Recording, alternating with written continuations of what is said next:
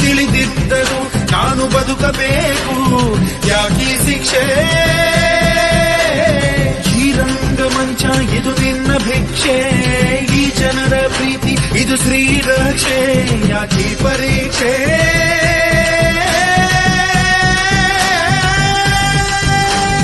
ತಾಯಿ ಹಾಲು ಕುಡಿಸುವಾಗ ಯಮನು ಕೋಡ ಕಾಯುವ, ತುತ್ತು ಅನ್ನ ತಿನ್ನುವಾಗ ಸಾವು ಕೊಡದೆ ನಿಲ್ಲ